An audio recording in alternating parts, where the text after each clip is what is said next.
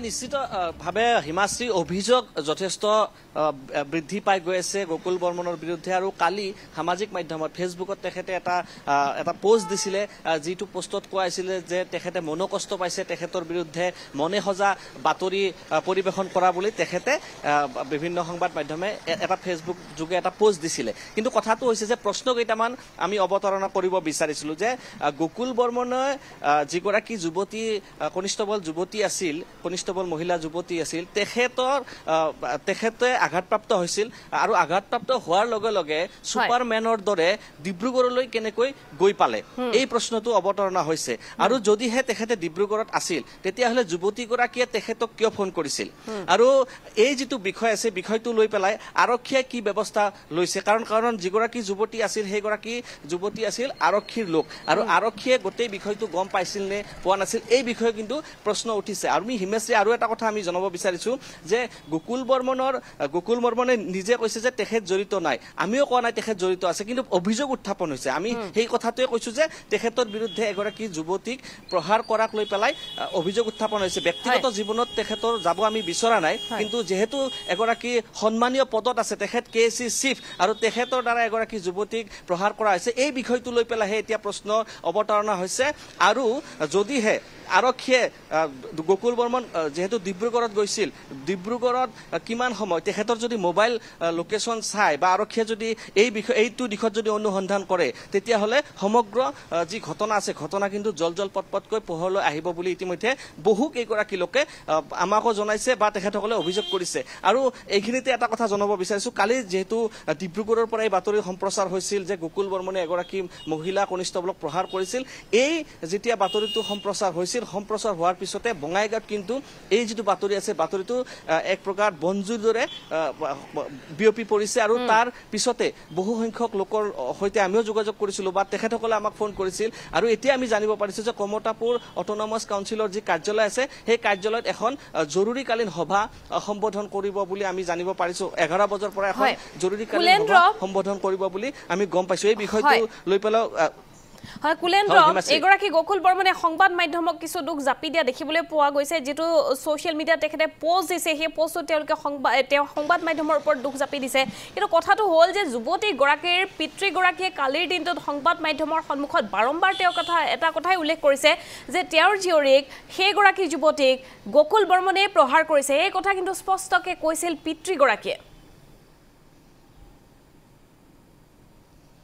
নিশ্চিতভাৱে যিগৰাকী পিতৃ আছে পিতৃয়ে হয়তো গম পোৱা নাছিল গোটেই বিষয়টো যেতিয়া তেওঁ ডিব্ৰুগড়ত গৈ পেলাই উপস্থিত হৈছিল বা তেখেতৰ জীয়ৰীক যেতিয়া তেখেতে প্ৰত্যক্ষ কৰিছিল ডিব্ৰুগড়ৰ সেই হস্পিটালত বা আঘাত কিমান গুৰুতৰ আছিল সেই দিশটো কিন্তু তেখেতে হয়তো দৃষ্টি তেখেতে ৰাখিছে আৰু আমি এইখিনিতে উল্লেখ কৰিব বিচাৰিছো যে যুৱতীগৰাকীয়ে কৈছে যে তেখেতে পৰি পেলাই আঘাতপ্ৰাপ্ত হৈছে এনেকুৱা ধৰণৰ ভাষ্য পিতৃৰ আগত দিছে পিতৃয়ে কথাটোৱে কৈছে আমি এটা কথাই আমি জানিব বিচাৰিছো যে যদিহে যুৱতীগৰাকীয়ে পৰিছিল বা পৰি আঘাতপ্ৰাপ্ত হৈছিল তেওঁ আইসিউত ভৰ্তি আছে আৰু তেওঁ যেতিয়া আইসিউত ভৰ্তি আছে তেওঁ গকুল বৰ্মনক ফোন কৰিলে আৰু গকুল বৰ্মনে শক্তিমানৰ দৰে স্পাইডাৰমেনৰ দৰে ডিব্ৰুগড়ত গৈ পেলাই উপস্থিত হল এই ধৰণৰ প্ৰশ্ন এতিয়া অৱতাৰণা হৈছে বঙাইগাঁও আৰু আমি এটা কথাই জানিব বিচাৰিছো বা আমি এটা কথাই জানিব বিচাৰিছিলো কালিও আমি গকুল বৰ্মনৰ সৈতে আমি যোগাযোগ স্থাপন কৰিছিলো আমাৰ ডিব্ৰুগড়ত আমাৰ সতীৰ্থ সাংবাদিক ডেভিড বুঢ়াগোহাঁই তেখেতক ডিব্ৰুগড়ত লগ পাইছিলে বা হস্পিটালত লগ পাইছিলে কিন্তু তেখেতে সংবাদ মাধ্যমৰ আগত কোনো কথা ব্যক্ত নকৰিলে আৰু নিখাৰ ভাগত তেখেতে সামাজিক মাধ্যমত এটা পোষ্ট দিছে যে তেখেতক সুধি পেলাই বাতৰি পৰিবেশন কৰিব লাগে বা তেখেতে মনোকষ্ট পাইছে এই ধৰণৰ কথা উল্লেখ কৰিছে আমি এটা কথা আমি উল্লেখ কৰিব বিচাৰিছো কালি যেতিয়া ডেভিড বুঢ়াগোহাঁই তেখেতক লগ পাইছিলে তাতে তেখেতে কিয় প্ৰতিক্ৰিয়া ব্যক্ত নকৰিলে এই ধৰণৰ প্ৰশ্ন এতিয়া অৱতাৰণা হৈছে আৰু ডেভিড বুঢ়াগোহাঁই তেখেতক নিজে প্ৰত্যক্ষ কৰিছিল ডিব্ৰুগড়ৰ যিখন চিকিৎসালয় আছিল য'ত যুৱতীগৰাকীক ভৰ্তি কৰোৱা হৈছিল এই প্ৰশ্নই দৰাচলতে উত্থাপন হৈছে কুলেন্দ্ৰ যদিহে গকুল বৰ্মন যুৱতী গৰাকীৰ সৈতে কোনো ধৰণৰ সম্পৰ্কিত নহয় যদি গকুল বৰ্মনে যুৱতী গৰাকীক প্ৰহাৰ কৰা নাই তেনেহলে গকুল বৰ্মন সেইখন চিকিৎসালয়ত কিয় গৈ উপস্থিত হৈছিল যিখন চিকিৎসালয়ত যুৱতী গৰাকী ভৰ্তি হৈ আছে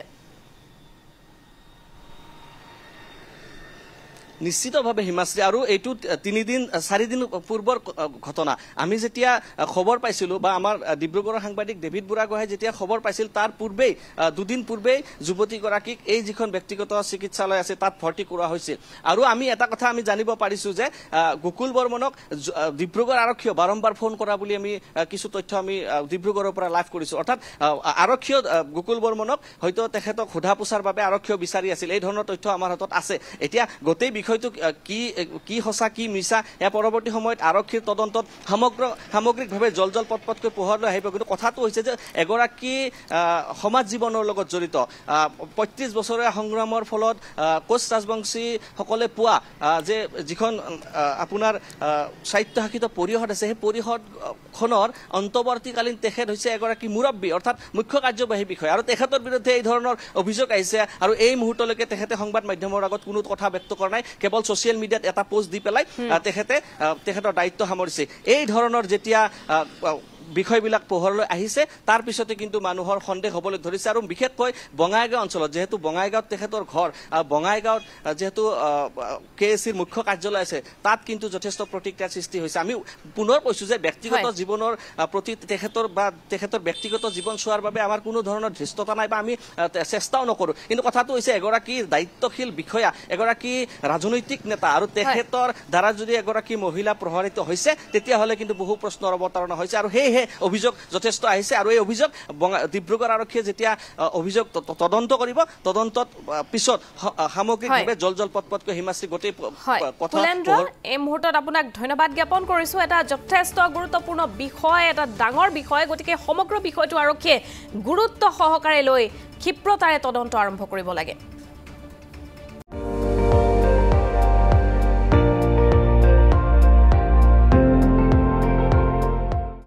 আপুনি চাই আছে ND24